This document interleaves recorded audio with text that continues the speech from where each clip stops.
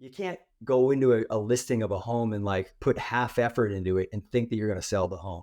Like Right. every agent I know goes in and sells it like it's the last home they're ever going to sell. Mhm. Like they just go all in. And so imagine if you go all in on your life too, where Your you health. could be with your health and wellness, and leveling up your health and wellness levels up all areas of your life. Welcome to the Level Up Podcast. Our goal is that by listening to our podcast, you will be inspired to level up. With the help of some amazing guests, we'll be inspired by some inspirational success stories and find out how you can level up your business, your life, and your relationship with yourself.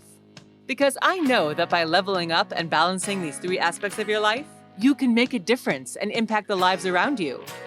Level Up Podcast will be a series of interviews featuring successful professionals who are making a mark and a difference in their lives and others.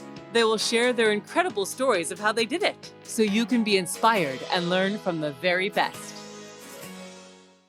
Well, Chris, thank you very much for coming on board on the podcast today. I'm very excited to have you on. I heard great things about you. I can't wait to just dive in and kind of get to know you a little better. First of all, again, thank you for making the time. I know we all have super busy schedules, and for you to be able to take the time today, I'm honored and I'm very grateful that you took the time to be with us today and share your story. I am very looking forward getting to know you a little better and get to see what our audience can get from today's podcast. So thank you again.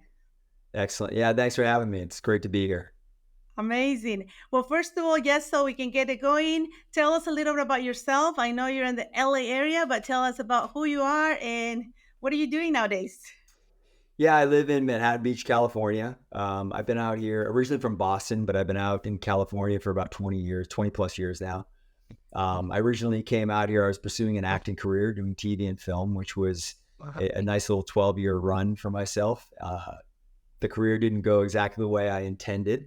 But my passion has really been with health and fitness for a Okay. very long time. I played Division I college hockey growing up, and so getting into the gym and strength training and just preparing myself for sports and just everyday life fitness was always part of my regimen as a kid growing up. And going into adulthood, it was obviously becoming more and more important as I was getting older and aging. And in the entertainment industry, when I was acting, it was an important part of getting ready for certain roles. So it really served me there. Okay. But I was realizing that the career wasn't really going the way I wanted in the entertainment industry. And I saw an opportunity for me to really bring more value in ways that could serve other people, but also was really meaningful to me as well, knowing that I had what I consider to be a unique approach to health and wellness that could really help shift and change the quality of people's lives. So something that I'm extremely passionate about. It sounds like you are. So tell me a little about growing up. You say you had your dream of being in the entertainment industry. Actor, do you?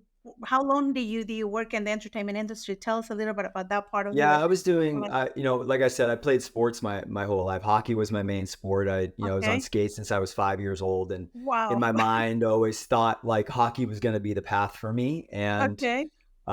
so sports really consumed a lot of my time. I had sort of like a secret passion for acting, Acting. like Okay. there were plays and different events, growing up, going through high school and college that, I would want to engage in, but I just didn't Mhm. because it's as an athlete, being in theater, like wasn't really the cool thing to do. So it was All one of right. those things that as I got older and I graduated from school and I had an opportunity to go out to California and pursue an acting career, I had an opportunity, so I took it. And Okay. it played out well. And in some cases, I had 12 years. I had some up and down opportunities where I thought it was going to be a breakout moment, but it never really took off the way I Took off. expected it to. But nonetheless, incredible experiences along the I was way. gonna ask you. Sometimes we get put in Yeah, situations, and but when you look back, it's always like, what a great experience I got exposed to, and that's kind of what I like absolutely, to, get. absolutely. I have zero regrets in the path that I've taken in my life. And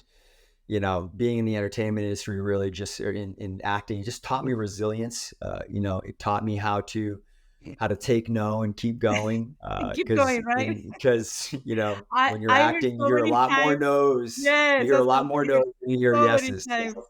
Then you get Yeah. so many no's before you can even get one maybe. That's right. That's right. So you develop thick skin and learn how to just really stay focused, keep your head down, and not really be thrown off by things not going your way. Yeah. If you stay committed and focused to the activities and belief and passion in what you're doing. But while I was in the entertainment industry, the whole time I was doing odd jobs. I was working in restaurants like every struggling actor does, but I was also running my health and wellness coaching business on the side. Okay. And it just hit a point where I really saw things kind of moving more organically in that direction. I was able to start to grow a business kind of organically through word of mouth and referral. And then it was just also becoming more rewarding for me. Acting was great, but in some ways was self-serving because it was something that I wanted to do that like gave me that joy and helped fulfill some of my dreams. But I also realized that a big part of my passion and my dream is being able to, leave my footprint on this planet and make a difference in this world. And so, arguably as an actor, I might have had an opportunity to pick up a great role that, really made people feel something and shift something, but it would never be like my story. I'm just, reading a script and playing a part. But my whole life, I feel, has been all about preparing me and just giving me, opportunities to explore different experiences that I've learned and grown from so much that I've been able to build into and incorporate into my health and wellness programs that I now have an opportunity to blend, lifestyle coaching with health and fitness. That's what I wanted to go into. So really So you've been on the coaching side already with the health approach. Is that what you're doing today? Yeah, I think what's sort of the unique differentiating factor in my program is that it's really the fitness component is important, but it's really a small percentage of what you see in the program in terms of the value, right? A lot of people go to the gym, they work out, or they attempt to try to eat healthy and clean. And most people you'll see will kind of yo-yo up and down. They might see a few weeks or so of some improvement, but then before you know it, they're right back in the same place. And what's really, I found, has been holding people back from being able to realize their potential, or at least get on a trajectory that is long-term and sustainable, is there's other areas of their lives that are getting in the way. There's lack of preparation, lack of organization. There's lack of time management. There's lack of stress management. There's so many different areas that are major blind spots that are important to really have in place and have really good structure around if you want to be the type of individual who really pays attention to their health and wellness and able to do it long term, right? Anybody can do anything for 30 days. 30 days, right? You can make sacrifices, you can give things up, you can really commit and lock in and, find some way to like really go after a goal and get some maybe potentially great results in 30 days.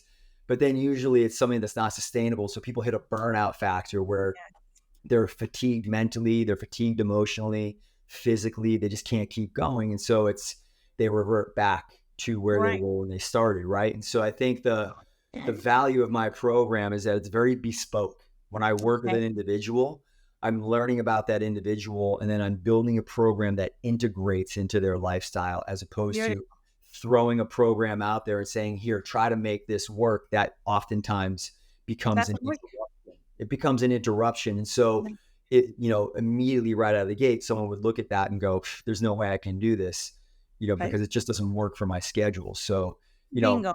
And I was going to say something in regards to that, because a lot of times we all say at the beginning of the year, the goals, I'm going to lose weight, I'm going to look better, I'm going to do all this.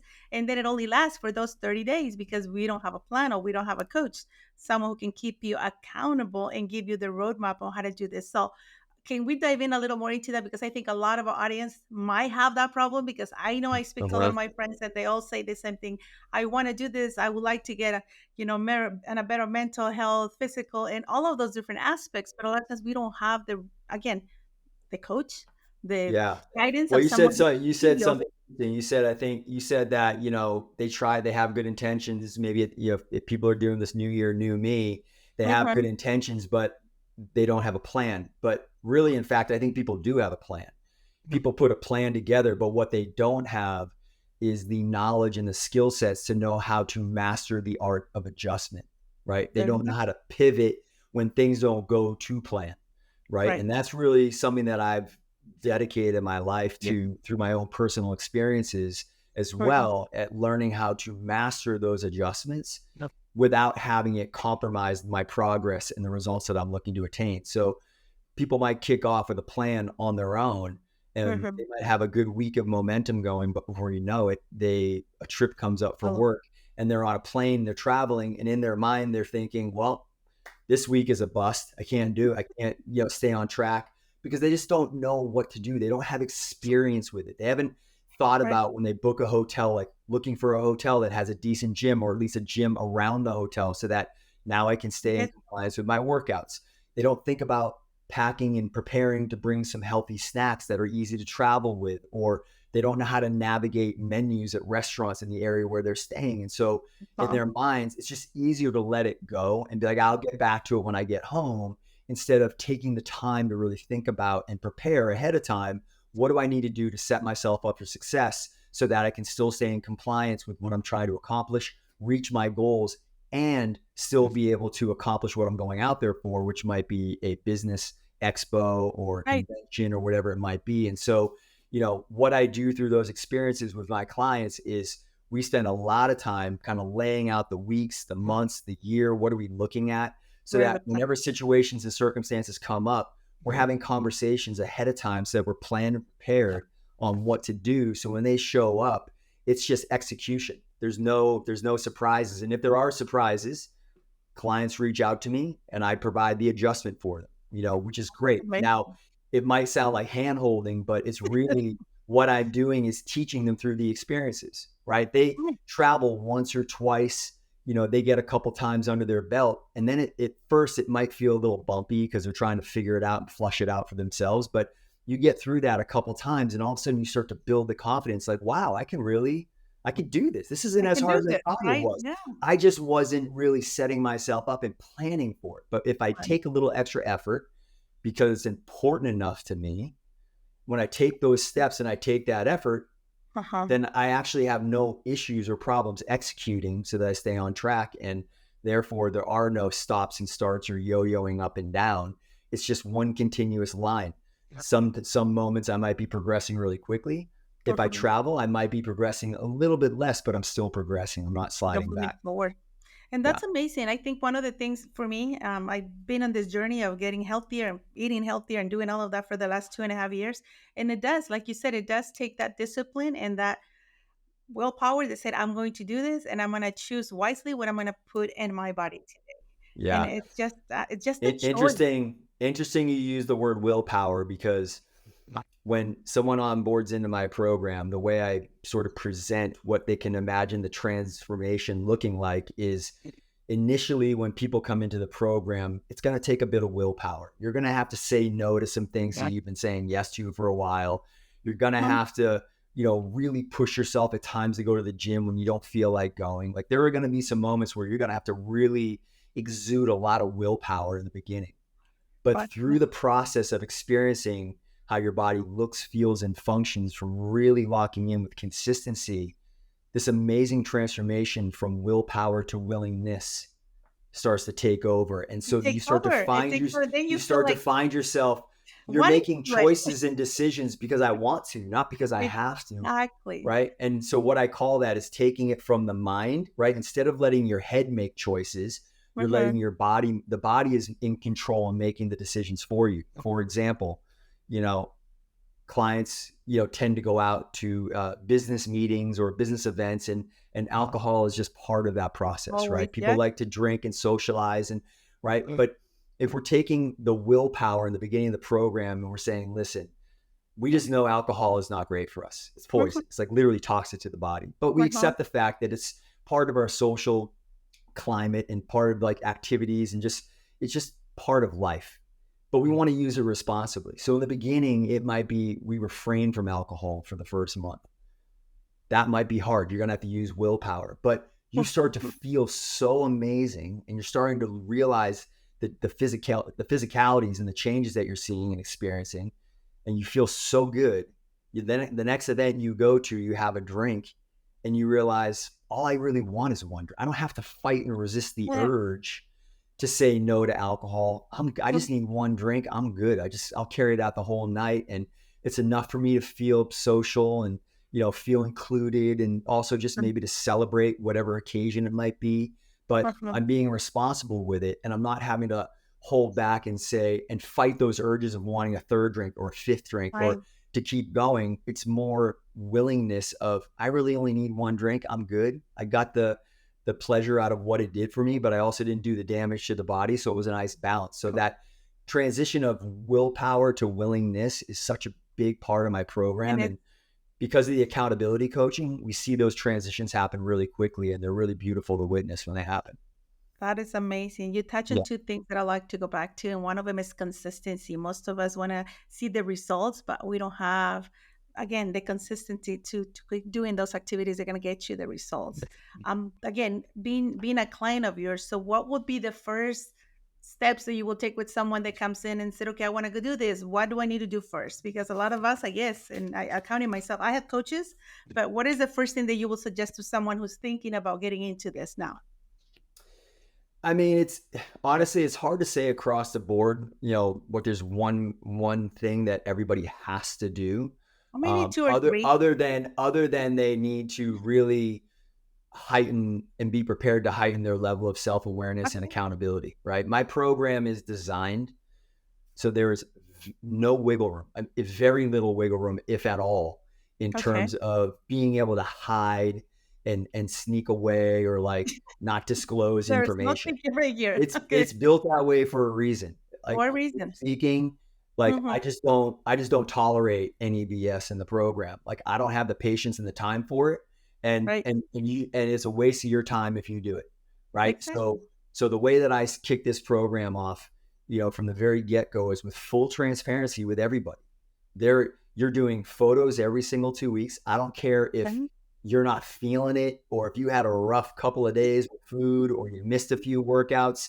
Like this program exposes every dark corner of your life, that those dark corners are usually the things that are holding you back from getting the results you want. And most people will ignore that and just blame it on other things. Like, I don't know, it's this program that I was doing before, it just didn't work for me. I'm not saying my program necessarily is like the end all.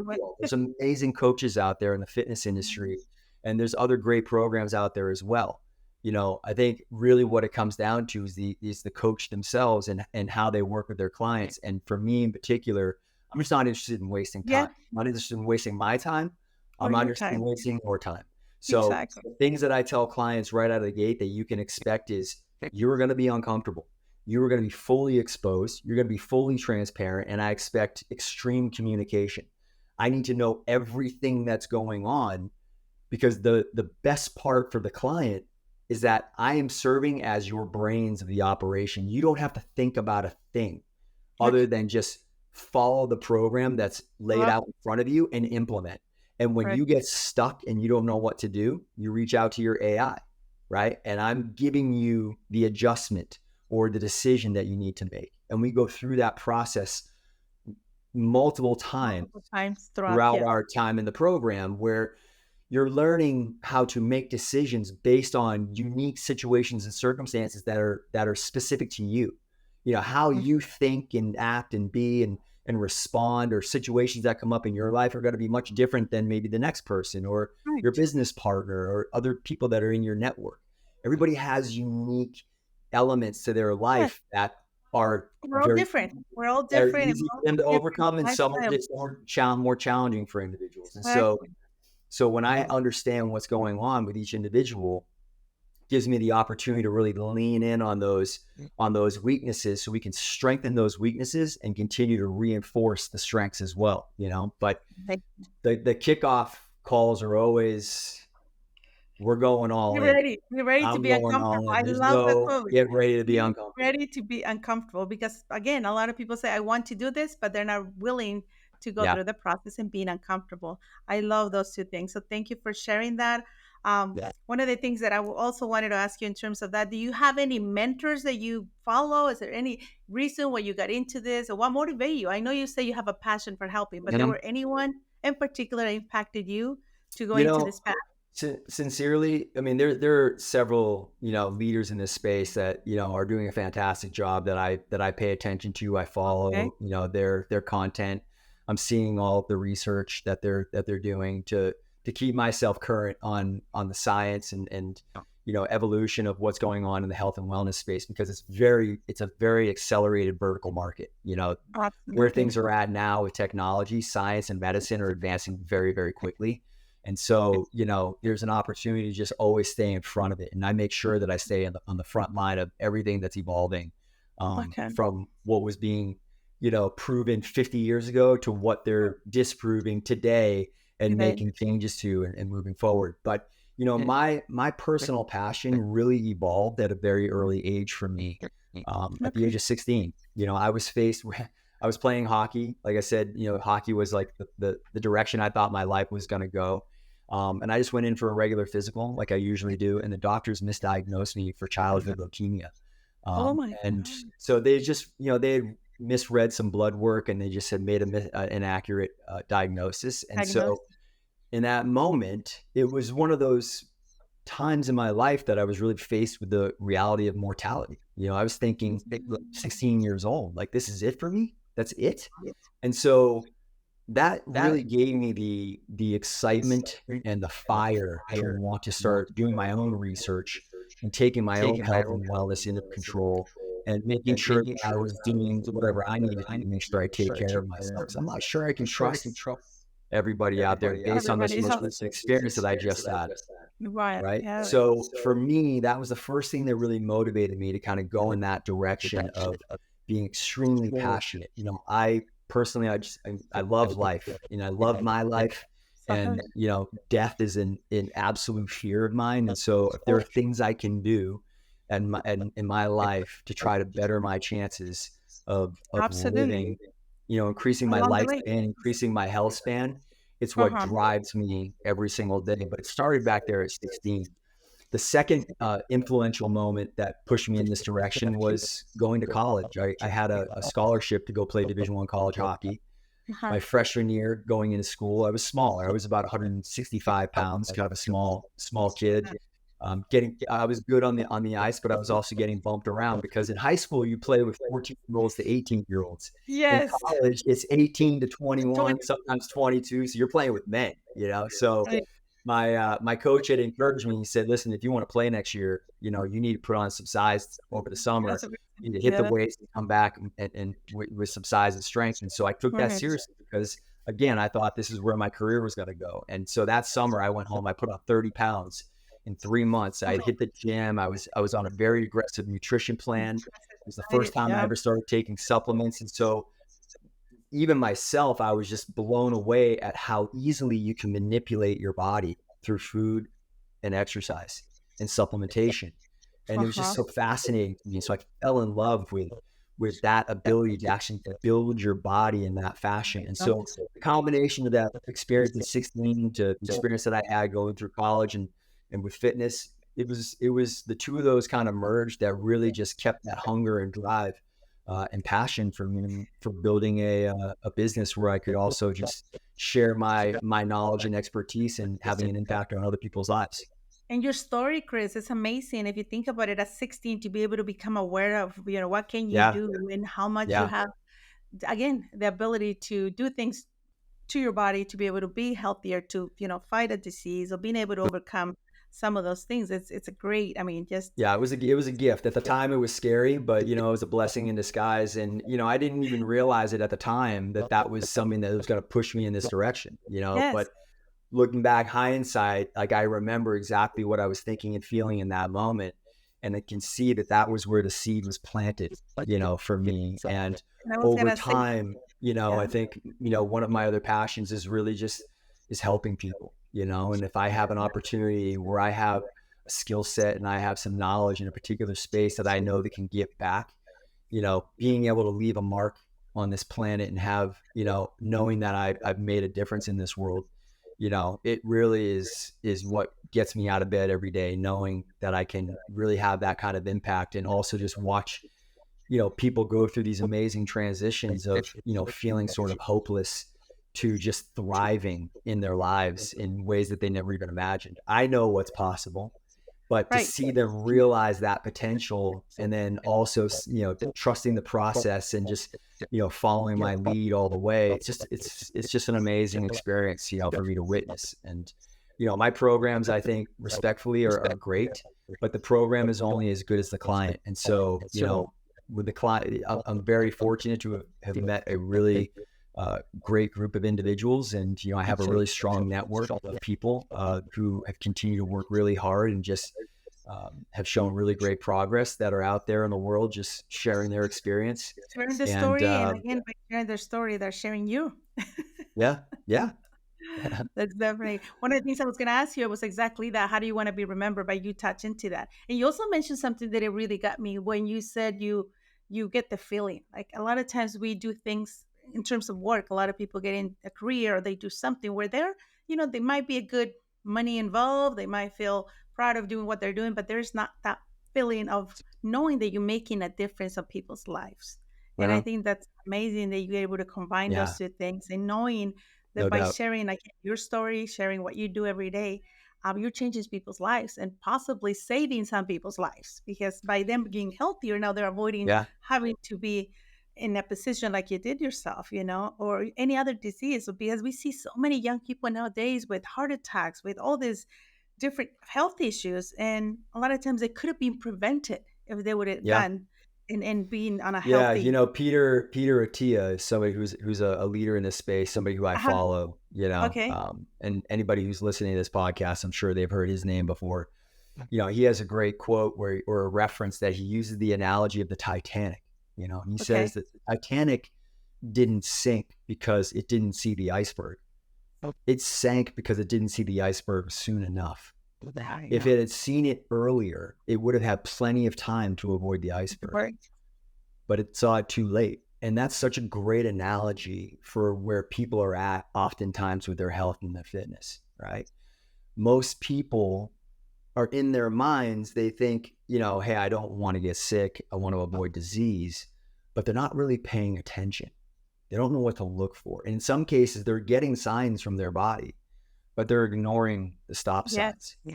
And it's not until they hit the iceberg that Yes. they're finally deciding they want to do something about it, So And I get the chills because a lot of times we don't get to I that. And literally just got chills right now saying yes, it. like, Every time I tell that story and reference him, it uh-huh. gives me the same thing because it's just such a unfortunate reality and truth. That part of it is just it's just humans, it's just how we are. A lot of times we're so reactive, and not as proactive as we should be. But I Right. think the world has certainly shifted.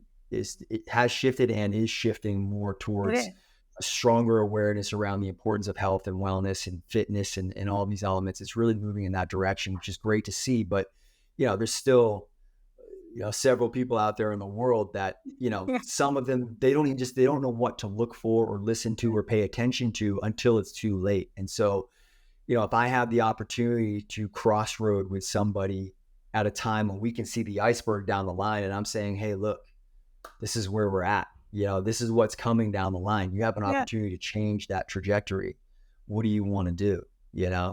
But Then that's a really great moment in time. Unfortunately, I can say that I've had the opportunity to meet with people at that crossroad, and I've, humbly speaking, have been able to turn people's health around. I've gotten people off of medications and helped unwind some of their diseases and disorders just through nutrition, exercise, yeah. and supplementation at their own hands. Mhm. So think about how empowering that is for an individual to realize, wow, like me being diabetic, like I did that to myself, but Yes. I actually undid it. I was actually I was able to heal my body and reverse the damage that I did. And Yes. now I'm living my best life.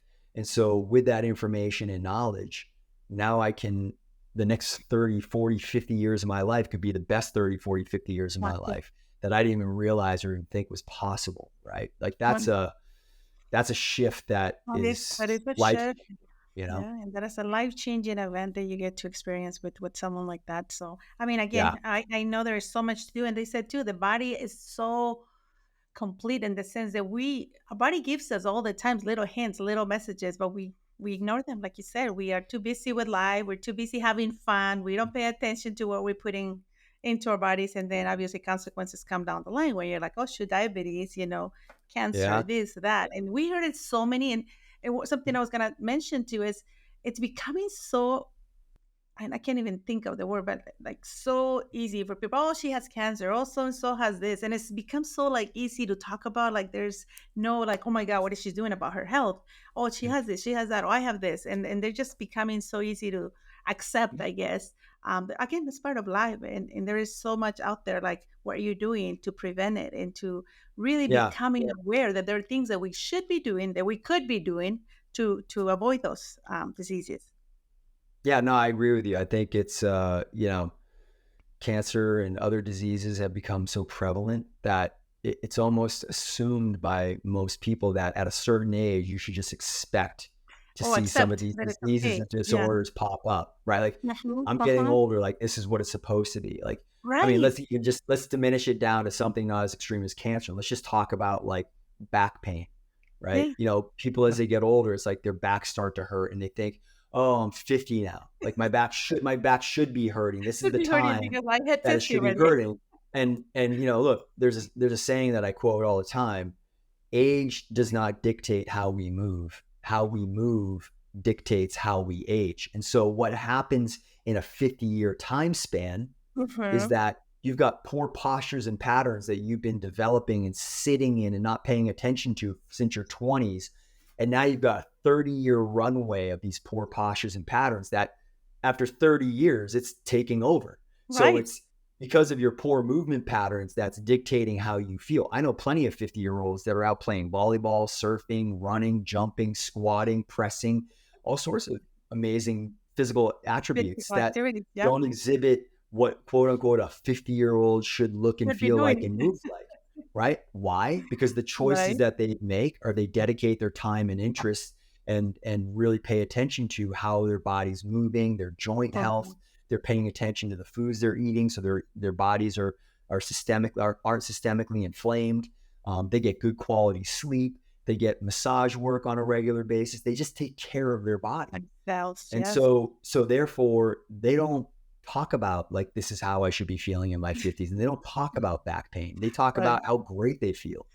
Right. So I think to your point, is that people just aren't as informed as they should be or could be, especially Awesome. in today where with the internet and YouTube and Google, there's so much information out there. Granted, there's a lot of conflicting information, but there's so much Yes. information out there that you can, if it's really important enough to you, you can take the time to learn about some of these things and figure out how you can take better care of yourself. Or you could hire a coach like myself. Or I mean, there's just things that you can do. There's resources available that if that's not the direction you want to go in your life, you Mhm. can avoid that iceberg if it's important Right. enough to you. Make some And same changes, thing make with some cancer. decisions. There's Yeah. so many toxins and chemicals and in our food supply chain that are leading to a lot of these diseases and disorders. I Right. spend the time educating myself on this stuff. I understand what's going on in our food supply chain and what's going on with the FDA and all the regulations that are being just completely neglected. So I understand. And know what to avoid, what to look for. Avoid.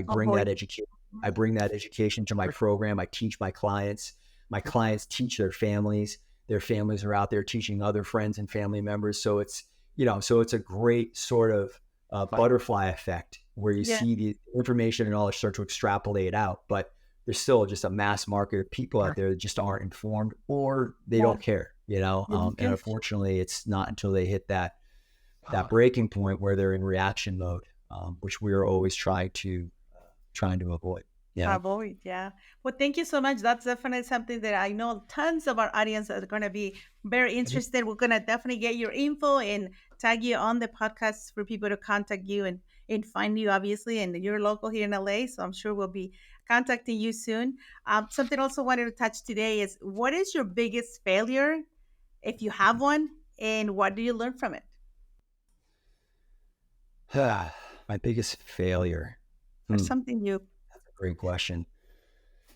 You know, I guess I could look at, and in some ways, like privately, I've sort of felt this way, that my acting career was a failure, in the sense that I had a very specific goal. Like in my mind, I know nowadays people hear someone say, "Oh, you're an actor." Like everybody's trying to be an actor, but I really genuinely came out to LA with a real true passion for the Being arts. an actor. Uh-huh. I felt like I had an emotional availability that I could bring into a craft that would allow me to build a career by telling stories that take people on this emotional journey, whether it's Wow. comedy, whether it's romantic comedy, whether it's um, you know, a horror movie, whatever it might be. I think that's one skill set that when you see a really great actor, they've got that emotional capacity to be able Really to like tap fit. into feelings and emotions to draw an audience or an individual in through the screen, take them on this journey. And so that was sort of like a raw skill that I felt like I just had. Everybody's got something that they're kind of born with. And that was, for me, felt like it was like I have the ability to do this. But the entertainment industry is a tough industry. It's not, there's a lot of people trying to get it, kick the doors down. And, Um, like I said, there's a lot, you hear a ton of no's, yes. more than you hear yeses. And so, for whatever reason, it just didn't go that direction. I certainly was putting in as much effort as I possibly could. I think I didn't play the Hollywood game as much as some other actors when they came in. I was living down at the beach the whole time. I wasn't living up in LA, where a lot of actors live, and they're out rubbing elbows with producers and going to all the parties. Lovely. For me, it was like, that's my career, but my life was kind of down here at the beach, where it's Wow. more my vibe, more my people. And I wanted to kind of have that disconnect because didn't want to get wrapped up and caught up in that world. So whatever the reason being, I didn't break through, it felt like a failure to me. But I learned so much through that process. I learned, like I said at the beginning of this call, Uh-huh. you know, I've learned resilience. No didn't bother me. No was like getting me more excited and fired up. There were opportunities. I learned how to really connect with people. My natural empathy that I think I was born with, I think deepened even more through that process of acting, which having that deep level of empathy and compassion allows me to coach on a level where I can really understand where people are coming from and convey that in a way that builds this really quick trust so that we can get to a great place in your results and your progress fast, So there were some amazing things that came out of that experience in that Okay. time. I really learned a lot about myself as well through the process, just did a lot of reflecting and growth. A lot of the things that I went through in that time when I was struggling forced me into lots of self-development workshops and coaching, to where I use a lot of those same skill sets and knowledge that I picked up along the way to coach and share with clients that I work with today. So, Right. I felt like the time I spent in my acting career was really sort of grooming me for this next stage of my life, which was to, work with people and helping improve the quality of their lives, making these lifestyle transformations. I know what it's like to be way down in the dumps and struggle and have nothing. And I know what it's like to, find success and also, Right.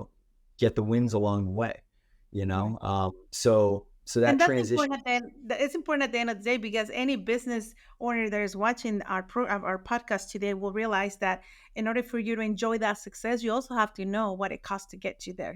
Of Being able, course, like you said, remove. you can't Yes. relate to people and understand what they're going through and they're struggling if you've never been through that struggle yourself. Exactly. And I think that that sets apart so many of coaches that I admire and that I look up to and that I've been part of, when you're able to relate. And you touch on something very important that I truly believe in too, is relationships. When you get to know that other person and get to really care about them, business will come. I always said in my business, real estate, I'm in the lending side. I always said, if you care about people, people will take care of you. Meaning relationship. Who do you know and who do they refer to? And getting, Absolutely. giving them the respect, that the time when they have questions for you, and in the lending process, they'll remember that, and they'll tell. Again, what do they say about, if you have a good experience, you'll tell 10 people, but if you have a bad experience, you'll tell 100 people. So again, it goes. So it's so important that we connect with the with, Yeah. with the individual, rather than just see him as a number or as just one more client, but truly care for people. I think that's one of my biggest Totally I've agree. always said it's important that we take care of our clients and we take care of our people because it will take care of you at one point. So your superpower, I know you touched a couple of times already saying this is one, but what would be that super one thing that you say, Chris, this is your superpower? I think my superpower is probably building trust. Is trust. You know, I feel like I think people get the sense that where I come from is just a place of truth and honesty and integrity. Right? There you go. Everything I'm trying to extract from them are the same things that I bring to the table. You know, There you those pillars are really important to me in my own personal life, and I think it you know, again, humbly speaking, it just comes through without even questioning when I'm speaking with clients, when I'm taking a consult for the first time and meeting an individual. I think they just get the sense like I'm not really here to like try to sell you on my program, to be honest with go. you. You know, Mhm, mhm. oftentimes when people come through a referral and they come through the consult, oftentimes I'm trying to sell them out of the program. To be honest, I want to see them fight to get in because, you know, I don't work with every single person that comes across my plate because even though I think my program is great, it may not be the right fit for everybody. And I want to make sure if somebody comes into this program, they're really ready to fully commit. They know what they're preparing for and what they're up against, and they're ready to just really kick the door down to the next level of their life. If they don't have that, which by the way, no judgment, if they're not ready, if the timing isn't right, then that's fine. We're just not the right fit for each other right now. But I think that is just usually pretty evident, you know, in my consults that, look, I'm just trying to like have this consult with you. I'm trying to get deep within you, trying to figure out where is it inside you? What's that high stake factor that I have confidence is going to lock you in and really take you off on this program?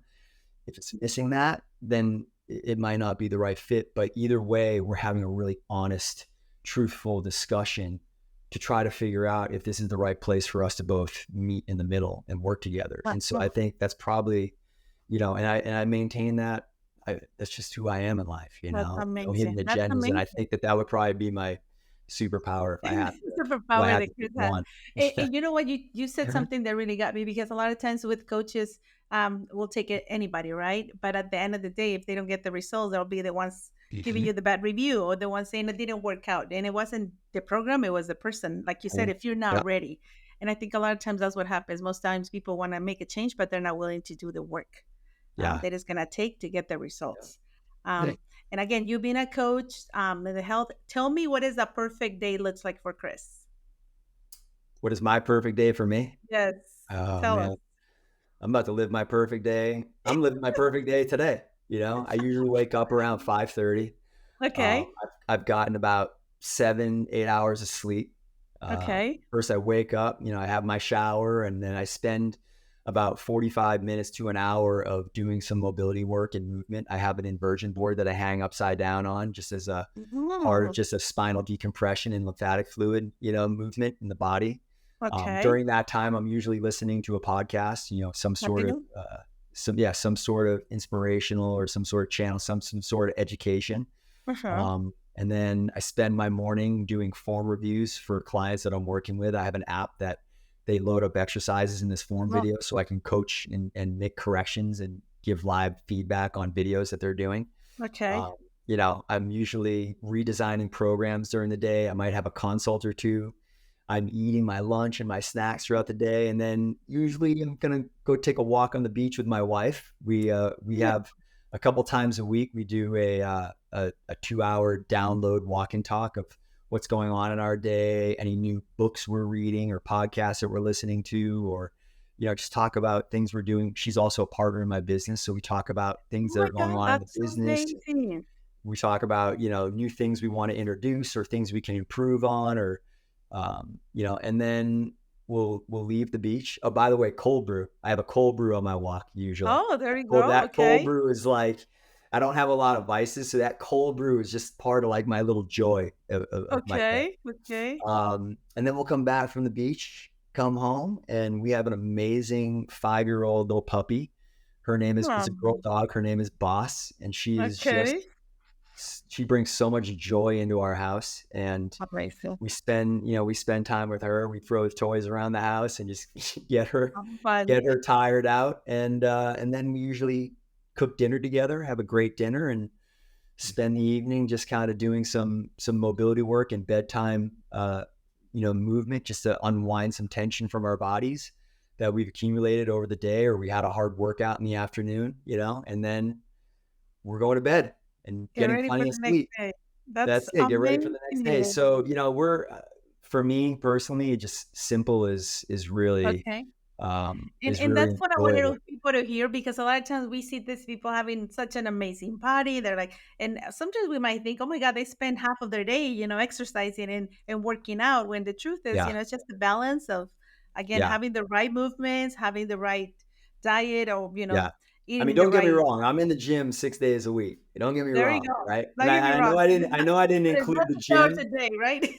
I know I didn't include the gym in that perfect day. And I Okay, probably, well, if I tell me, go what back, time is the gym? What time do you fit the gym in? I would have got, the gym would have been like 1 o'clock usually for me, like Oh, somewhere around really? 1, 2 o'clock, just because I've Okay. got clients on the East Coast and as well. So Okay. when I wake up in the morning, I've got clients right out of the gate that I have to get to and Mm, attend to. So it's, I first make time for myself in the morning, then I got to attend to those clients, and then your just business. I got to get that out of the way before I can get on with my day. So, so it's a little different structure for me, but at the same time, the workouts are definitely important. But to your point, it's, my wife and I, we talk about it all the time. Like, there's a book we've read before called The Power of Less. And The Power of Power of Less less. talks about just everybody's so busy doing all the time. And, we're For sure. human beings, we're not human doings. And so, stripping down to just doing a little bit less and just conserving energy, making sure that the time that we're spending is quality time doing things that bring us joy. There's not a lot of things that we do that we don't like to do. I mean, there's some like Mhm. we pay taxes. Nobody likes to pay taxes, right? But everything we do are things we enjoy doing. I mean, even like going to the grocery store, like we have times dedicated throughout the week that we go to the grocery store, and it's like, it's fun for us. We go together and we shop together, and it's just like part of our routines, but it's enjoyable, So, but we don't inundate our lives and our schedules with just lots of activities, and we don't overstretch ourselves, because making Mm, sure that we also are conserving energy and getting rest, it's yes. important to how we live our lives. It's nice to have a big social calendar and lots of activities, but at the expense of being tired and not having great workouts and not realizing the potential of my physical goals that I'm trying to achieve, and also just mental and emotional and how I'm feeling on a day-to-day basis.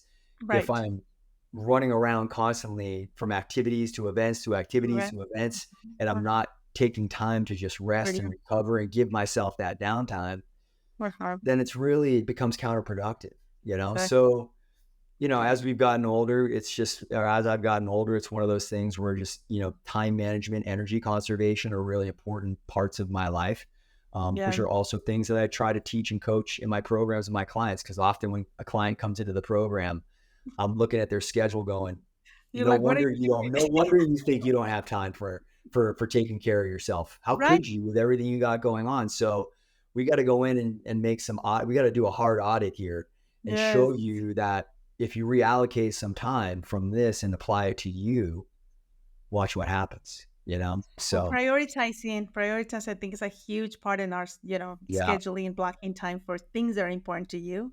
I heard absolutely. this many times too. It's not that you don't have the time; it's that you don't make the time, or Of you don't course. think it's important enough, and that's the reason you don't make the time. So, with that being said, Chris, how do you balance? And again, you teaching someone else, I'm sure you probably have it really, Yeah. really well designed. How do you balance? Again, business in this case with your personal life. You kind of give us for one day, but overall, how do you balance those two things, and how do you be able to maintain that balance? Yeah, I mean, sort of what I just explained, quality time and also like energy conservation, like those things are so important. So, generally, I think people usually have a pretty good idea of events that are coming up in their lives. Like if you have friends who are having a 40th birthday party, you know, Uh-huh. that like a month or so in advance. If Yes, you're taking a vacation, lots of times, like a few months in advance that you're going somewhere. If you've with got the out. a Mike Ferry event, when the Mike Ferry event is, how long you're going to be there, where you're going to be, right? So, really the way, I do it is, and alongside with my wife, is that we really just, we calendar out the year. you know, and it might not be the full year calendared out. Like we might know that in September, we're taking a 10-day vacation, you know, in January, Right. we know that, but then we kind of go month by month, you know, and we kind of Okay. have a rule of thumb where like one activity a weekend, meaning like if a Okay. friend I like asks us that. to get dinner on, if a friend asks us to get dinner on a Friday, like maybe we're not going out on Saturday to meet up with another group and then Sunday to go to a Sunday fun day. You know, Yeah. it becomes too much. So we Def- sort of, and that's not always like a hard rule, but it's kind of a general Mhm. rule that, you know, we just find ways to balance it out where we know we've been through these experiences enough and these situations enough to Right. know what we can handle and what we can't handle. And so that's Right. just, you know, having self-awareness and honesty with yourself. Oh my You know, are God. there You're times touching. when yeah, I mean, there's times that I say no to certain things that, you know, maybe I feel badly because I would like to show up and be there. But the art of saying no has been a practice that I've had to develop. And what I've learned over the time is when I'm saying no to something, I realize what I'm saying yes to, which is me and to my self-care. And so, you know, I've really have eliminated that guilt because I'm saying yes to me. And that's just part of the deal when it comes to self-care. And when you're a busy, you know, executive or high level entrepreneur or high level agent, you know, time is not, you don't have a lot of time You on your side. don't. And Exactly. so, you know, financial equity with like selling homes and building your financial wealth is important, but time equity is arguably more important. Making You sure you want have time for yourself, you have time for your family, you have time for resting, you know, like you got to have all that. And so it's gotten really, to be honest, in the beginning, saying no was kind of challenging and having to like turn things down. But now it's like, it's a pretty easy decision. it's It doesn't, self-liberating when you're like, okay, you know what? I yeah, can't attend that. Thank you very much for thinking of right. me. I will not be able to attend. But that And you comes from did it. having full clarity on what my Yes. goals are. Yes. I want to feel rested. I want to take good care of myself, you know, and I want to have a balanced life where I feel like I'm taking care of me and I'm also, you know, engaging in social activities and having some versatility in my life. So Absolutely. Oh my I feel like God. I have that balance. I can always say yes more if I feel like I'm imbalanced if I want to, but you know, I'd rather go less and then add if I need to. Less is more, they said. So I'm gonna Au definitely read revoir. that book you just talked about because I am so into that space right now where, never say yes to someone and say no to yourself. So I am, Yeah, again, that's great. practicing that very, very much so because, again, Mhm. there's always someone that needs your attention. There's always someone who needs something from you. And again, it's up to you. You get to decide and you get to choose. Exactly. Being aware, I guess, it's just such a big thing. I just came from a Joe Dispenza event. I don't know if you know who he is, Oh, I but love it's Joe just Dispenza. He's great. self-awareness is one of the biggest things we can A ever. lot of this conversation is probably resonating strong for you then. I was just picking up. I'm like, okay, does he know? It's amazing. And The yeah, vibration and frequency is on an all-time yes, it's high. all. It's on. It's on. I felt it. So, Chris, what will be the last note, the last thought that you want to share with the audience? Thank you again. This has been amazing. We got to tap into so many areas, and I think people are going to get so much from this podcast today. Health, discipline, being conscious about your decisions, planning, just being aware of what are you going to do tomorrow, and be again mindful of what it is that you're going to put in your body next time you're about to order that meal from the restaurant. I mean, it's just being conscious. Yeah. Yeah. You know, look, Final thought. if I had a final thought, you know, for me personally, I think when people, whether they're a client, whether they're a friend or a family member, you know, they kind of look at the way I'm living my life and they sort of make these assumptions like, oh, it's so easy for you because, you know, because this is what you do for a living, or it's so easy for you because you've been doing this for so long.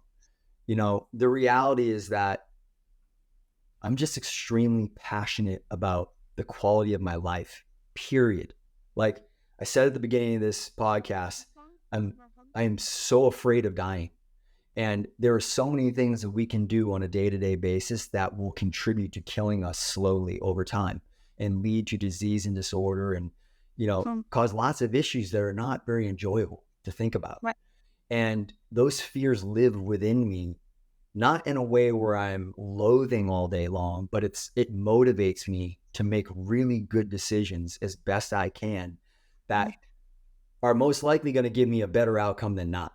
at the end of the day, we never really know the truth of it all, right? Weird things happen, accidents happen, things happen. But at the end of the day, if there's something I can do about it that's in my control, I'm going to do it, period. There's no question. And so when I think people struggle to try to find a path to health and wellness in their lives, it's because they're just not passionate enough about self-care and their health and their life.